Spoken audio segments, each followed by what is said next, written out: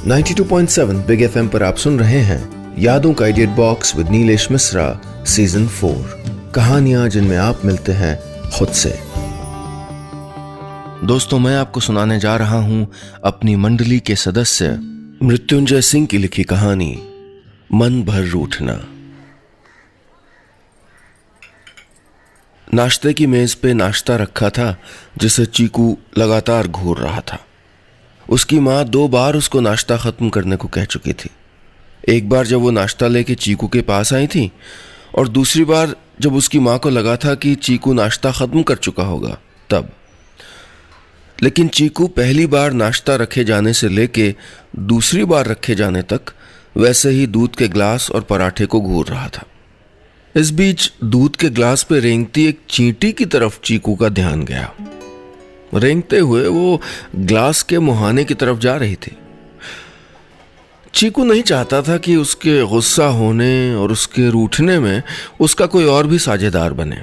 उसको लगता था कि ऐसा होने से उसका रूठना बढ़ जाएगा और उसकी माँ पे इसका कोई असर नहीं होगा। फिर ऐसे रूठने से क्या फायदा। इसलिए उसने चींटी को एक जोरदार फूंक मारी और चींटी ग्लास से नीचे आ गिरी। देखो चीकू, बहुत हो चुका, ये ड्रामा खत्म करो। काफी देर प्यार दुलार से समझा चुकने के बाद उसकी मां ने अपने स्वर में आए डांट डपट के भाव को बेरोक टोक उस तक पहुंचने दिया। इस बार नाश्ते की टेबल के पास से गुजरते हुए मां ने चीकू को बिना देखे ये बात कह दी थी। उधर चीकू वैसे ही अपने नाखून से पराठे को खुरच रहा था। वो पराठे को खुरच खुरच के एक ढेर में बदल देना चाहता था जिससे उसकी मां समझ जाए कि चीकू उस ढेर जितना ही रूठा है। ये सब करते हुए एक बार फिर उसकी नजर चींटी पे पड़ी। उसने उसको उड़ाने के लिए अपने मुंह में हवा भरी।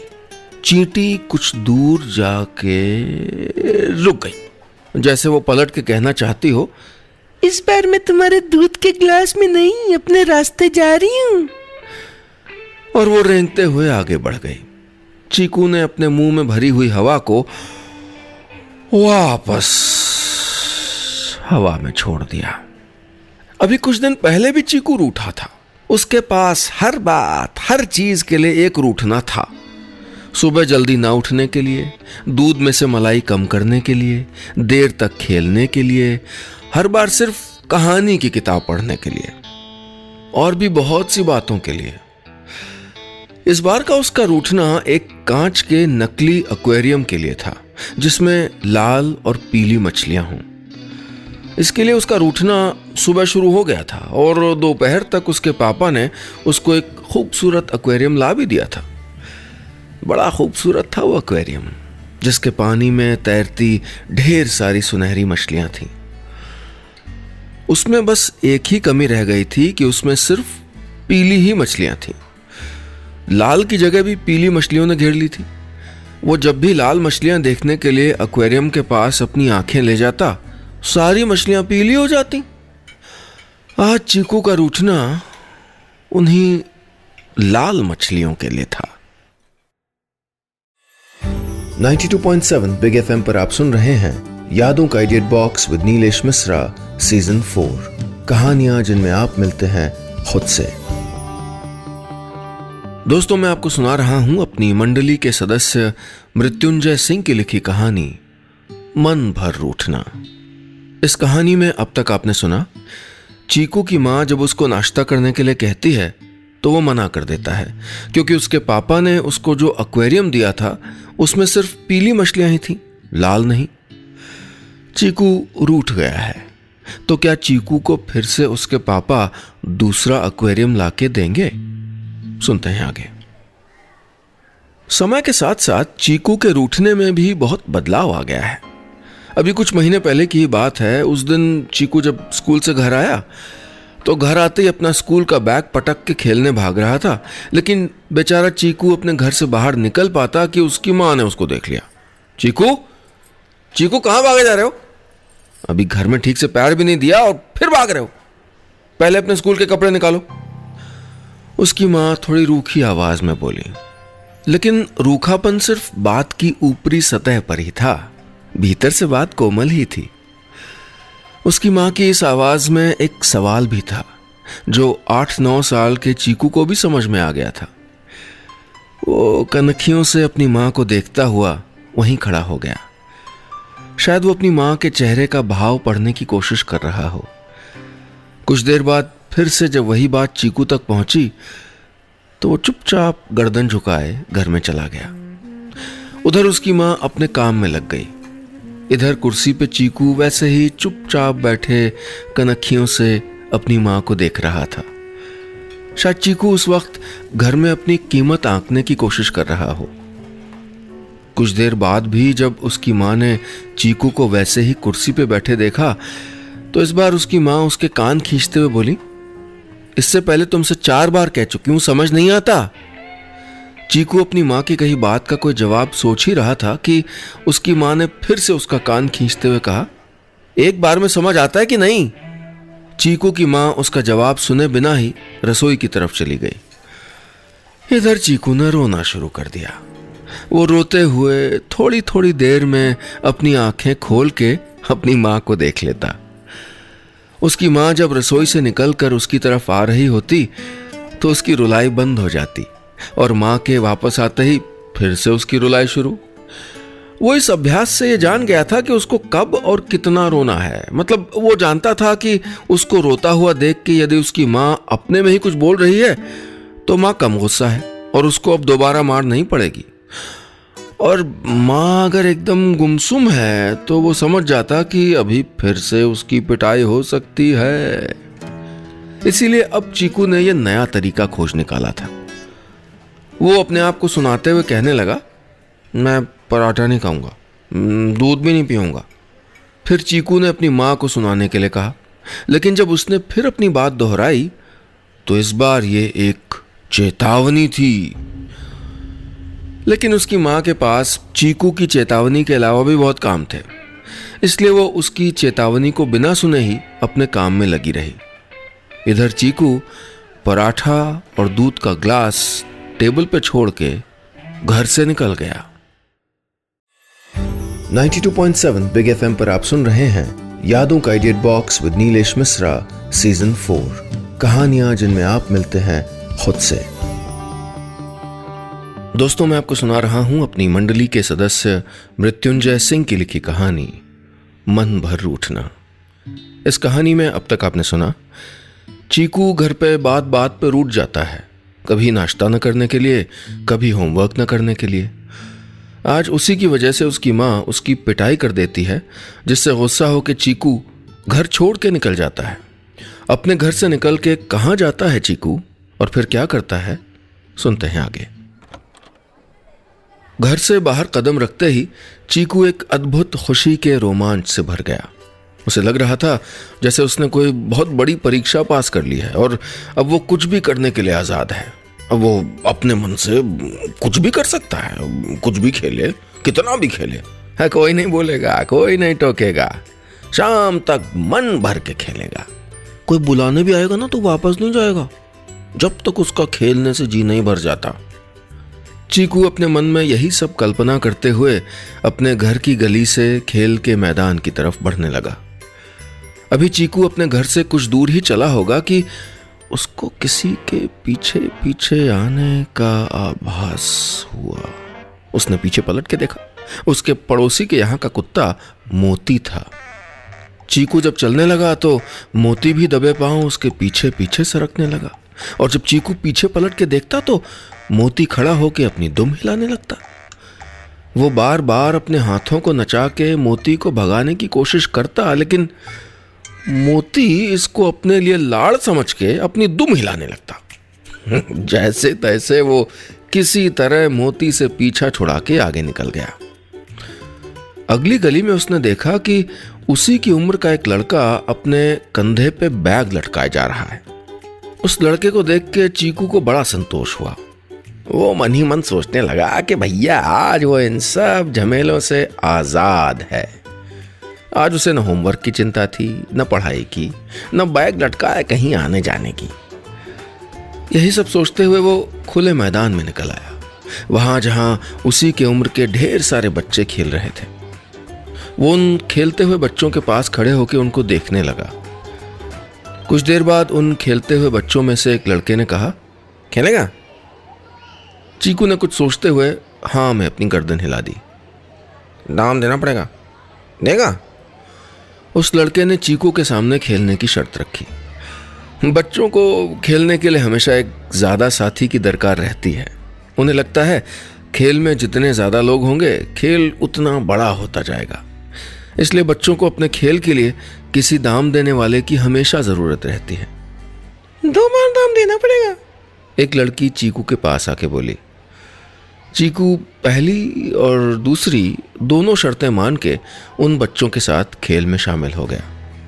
एक खेल खत्म होने पे बच्चे जब जाने लगते तो चीकू दूसरे बच्चों के साथ उनके खेल में शामिल हो जाता, फिर उनके बाद किसी तीसरे के खेल में। हर खेल के साथ चीकू की खुशी भी बढ़ती जाती। फिर धीरे धीरे खेलने वाले कम होते गए और खेल भी। धीरे धीरे चीकू को लगने लगा कि खेल बड़े होते जा रहे हैं। आज वो कितनी देर से खेल रहा है, लेकिन खेल है कि खत्म ही नहीं हो रहे। रोज कितना जल्दी जल्दी हर खेल खत्म हो जाता था। 92.7 बिग एफएम पर आप सुन रहे हैं यादों का edit box with Nilesh Mishra season 4, कहानियां जिनमें आप मिलते हैं खुद से। दोस्तों, मैं आपको सुना रहा हूं अपनी मंडली के सदस्य मृत्युंजय सिंह की लिखी कहानी मन भर रूठना। इस कहानी में अब तक आपने सुना, चीकू घर पे बात बात पे रूठ जाता है और एक दिन ऐसे ही किसी बात पे रूठ के अपने घर से निकल जाता है। तब उसे इस बात की खुशी होती है, अब वो दिन भर अपनी मर्जी से कुछ भी खेल सकता है। लेकिन धीरे धीरे जब सारे बच्चे खेल के अपने अपने घर लौटने लगते हैं तो चीकू अकेला रह जाता है। तो क्या सभी बच्चों की तरह चीकू भी अपने घर चला जाएगा या जिद पे अड़ा रहेगा? सुनते हैं आगे। चीकू उन सभी घर लौटते हुए बच्चों के बारे में सोचने लगा। सब अपने अपने घर चले गए होंगे और उनकी माँ उन्हें कुछ अच्छा खाने को दे रही होगी। ये सब सोचते हुए उसे भी कुछ अच्छा खाने की इच्छा होने लगी, लेकिन उसके पास खाने के लिए कोई अच्छी चीज नहीं थी, बल्कि कोई चीज नहीं थी। एक बार तो उसका भी मन हुआ कि भाग के अपने घर जाए और चुपके से कुछ खा के आ जाए, लेकिन फिर रूठने वाली बात याद आते ही उसने इरादा बदल दिया। चीकू उस खाली मैदान में बेमतलब इधर से उधर टहलने लगा। तभी जमीन पे पड़ा हुआ उसको एक लेमन जूस दिखाई दिया। अब वो उस लेमन जूस के एकदम सामने था। उस पे इक्का दुक्का चींटियां घूम रही थी। उसका मन हुआ कि वो तुरंत उस लेमन जूस को उठा ले, लेकिन वो कुछ सोच के रुक गया। गिरी हुई कोई चीज उठानी नहीं चाहिए, कभी गुरुजी ने क्लास में कहा होगा। लेकिन माँ तो कहती है कि इस दुनिया में सब कुछ भगवान का बनाया है। मैं, मेरी माँ, पापा, स्कूल के गुरुजी, बिट्टू, रिंकी, दूध वाला, सब। तो फिर ये लेमन जूस भी तो भगवान ने बनाया होगा। चीकू ने अपने आप से तर्क किया, फिर कुछ सोचा और उस लेमन जूस को उठा के अपनी जेब में रख लिया। उसे इस बात का संतोष हुआ कि उसको भूख लगी थी और भगवान ने उसको लेमन जूस दिला दिया था। उस लेमन जूस के साथ साथ उसके पेट में चींटी भी घुस आई थी। वो एक हाथ में अपनी नंगी लेमन जूस पकड़े, एक हाथ से अपने पैंट में चींटी को खोजने लगा। फिर शायद उसे लगा कि ऐसे में लेमन जूस गिर जाने का डर हो सकता है। सबसे पहले वो अपनी इस कीमती लेमन जूस को साफ जगह पे रखने के लिए कोई कोना ढूंढ रहा था। उसको पास ही एक पत्थर दिखाई दिया। पूरी जांच के बाद जब उसको यकीन हो गया कि पत्थर साफ है, तो उसने अपनी आंखें बंद की और फिर पूरी ताकत से हवा को पहले अपने मुंह में भरा, फिर उसी ताकत से पत्थर पे 3 बार छोड़ा। अब वो अपनी लेमन जूस उस पत्थर पे रख सकता था, लेकिन फिर भी उसने अपने इत्मीनान के लिए पहले अपने लेमन जूस का एक छोटा सा टुकड़ा दांत से काट के उस पत्थर पे रखा। फिर उसे खा के देखा। नहीं भाई, वाकई पत्थर एकदम साफ हो गया था। उसने अपने बाकी लेमन जूस को उस पत्थर पे रख दिया और अपनी पैंट से उस चींटी को निकालने लगा।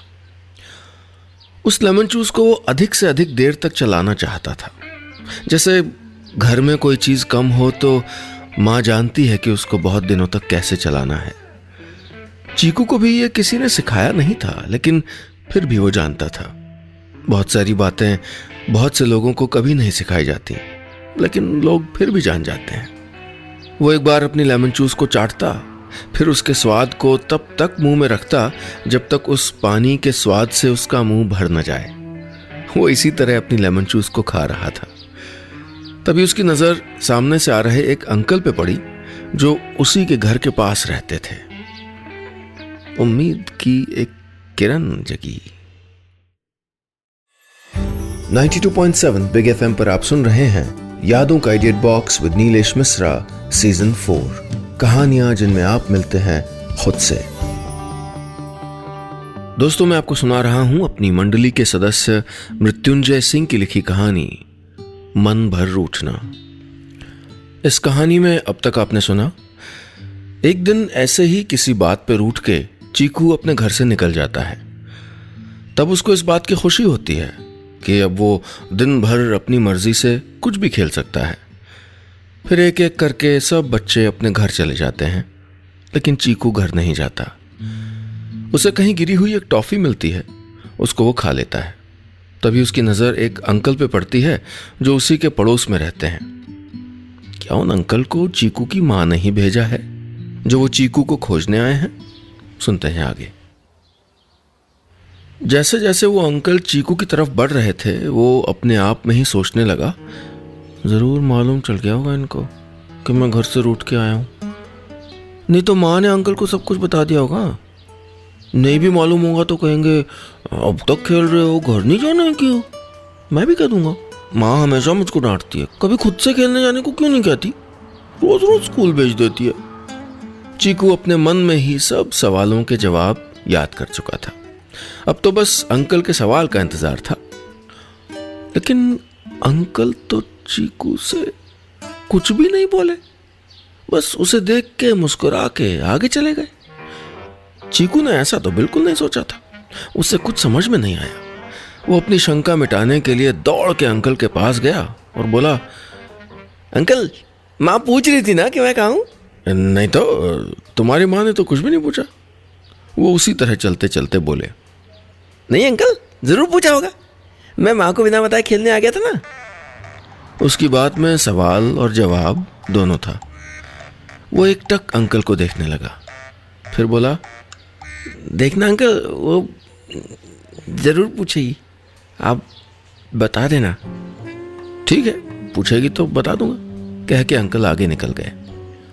लेकिन अंकल की बात सुन के उसको रुलाई सी आ गई और वो अपनी रुलाई पे काबू पाने के लिए हिचकियां लेने लगा।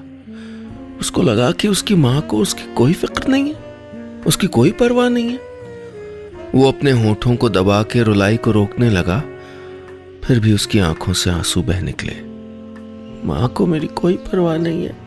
दूसरे ही पल वो अपने आंसू पोंछ के चुप हो गया। उसी की उम्र का एक लड़का पास ही साइकिल चलाना सीख रहा था। वो उसको खड़े खड़े देखने लगा। उस लड़के को पीछे से अपनी साइकिल पकड़ने वाले की जरूरत थी और निक्कू को नए खेल की। दोनों तैयार हो गए। चीकू साइकिल को पीछे से पकड़े उसके पीछे पीछे भागने लगा। साइकिल चलाने का मन चीकू का भी हो रहा था, लेकिन इतनी सी पहचान पे वो उससे कह नहीं सकता था। सामने एक छोटा सा पोखर था। उसकी तरफ इशारा करते हुए उस लड़के ने कहा, जानता है वो जो पोखर है ना? कौन सा, वो सामने वाला? चीकू पोखर की तरफ देखते हुए बोला, हाँ पता है, उस पोखर की जो सब मछलियां गिन लेगा ना तो सब कुछ वैसे ही होगा जैसा वो चाहेगा। झूठ, ऐसा कहीं होता है क्या? चीकू ने भले इनकार किया हो, लेकिन वो ये बात फिर से सुनना चाहता था। सच ऐसा ही है, भगवान कसम। भगवान की कसम खा के उसने अपनी बात की पुष्टि कर दी। कुछ देर बाद साइकिल वाले लड़के को बाथरूम लगी। वो साइकिल चीकू को पकड़ाकर बाथरूम करने चला गया। हाथ में साइकिल देख के चीकू से रहा नहीं गया। सोचा एक बार मैं भी चला के देखूं। इतनी देर से वो उस लड़के को साइकिल चलाते देख रहा था। वो अपने दोनों पैर साइकिल में डाल के आगे बढ़ा। आगे एक छोटी सी ढलान थी। चीकू ने जैसे ही साइकिल पे पैर डाले, साइकिल के साथ ढलान पे घिसटता हुआ चला गया। 92.7 बिग एफएम पर आप सुन रहे हैं यादों का idiot box with Nilesh Mishra season 4, कहानियां जिनमें आप मिलते हैं खुद से। दोस्तों, मैं आपको सुना रहा हूं अपनी मंडली के सदस्य मृत्युंजय सिंह की लिखी कहानी मन भर रूठना। इस कहानी में अब तक आपने सुना, छोटा सा बच्चा चीकू अपने घर से रूठ के निकल जाता है और वो दिन भर अपनी मर्जी से खेलता रहता है। जब उसे पता चलता है कि उसके पड़ोस में रहने वाले अंकल भी उसको नहीं खोज रहे थे और उसकी मम्मी ने भी उनसे उसके बारे में नहीं पूछा, तो चीकू को बड़ा दुख होता है। फिर उसको एक लड़का बताता है कि जो पोखर की सब मछलियां गिन लेता है, उसकी हर बात उसके मन की होने लगती है। क्या चीकू उस लड़के की बात मान लेगा? और क्या सही में ऐसा पोखर है? सुनते हैं आगे। साइकिल वाला लड़का चीकू को अपनी साइकिल ले जाते देख के अपनी बाथरूम को बीच में ही छोड़ के अपनी साइकिल की तरफ दौड़ा। चीकू अभी भी साइकिल के बीच में फंसा हुआ था। लड़के ने अपनी साइकिल उठाई। वो अपनी साइकिल को ध्यान से देखने लगा। इधर चीकू अपनी कोहनी पे हाथ रखे कराह रहा था। तुझे किसने कहा था साइकिल चलाने के लिए? टूट जाती तो?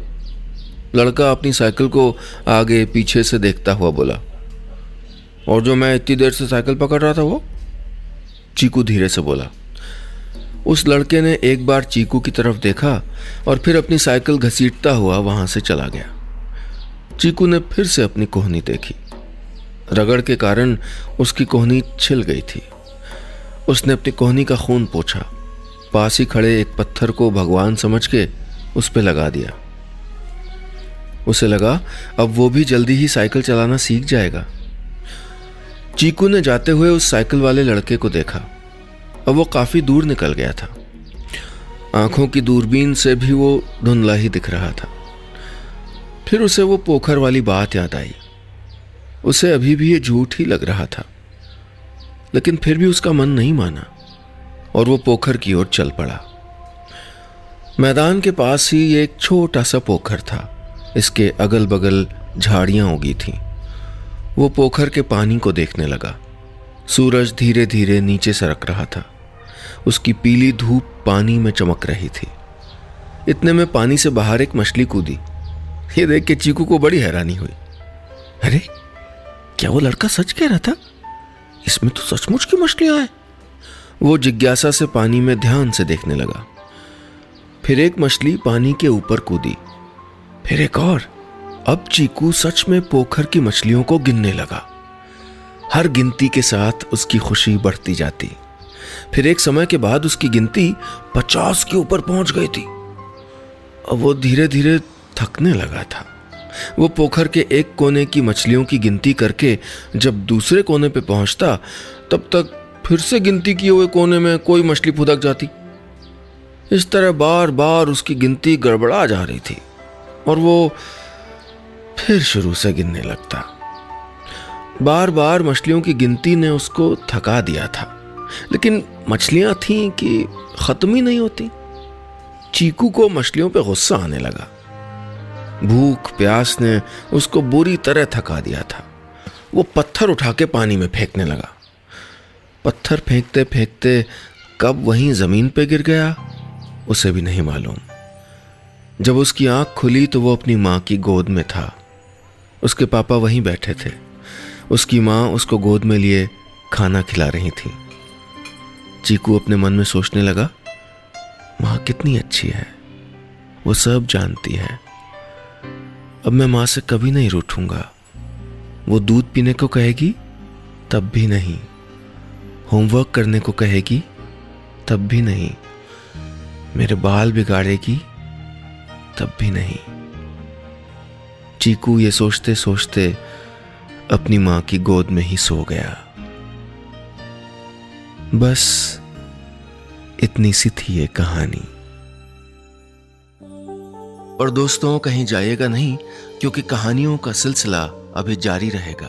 कुछ ही देर में लौटूंगा एक ऐसी कहानी लेके जिसको पूरा करने का मौका मिलेगा आपको। कैसे, ये जानने के लिए सुनते रहिए यादों का idiot box with Nilesh Mishra season 4, कहानियां जिनमें आप मिलते हैं खुद से, सिर्फ 92.7 बिग एफएम पर।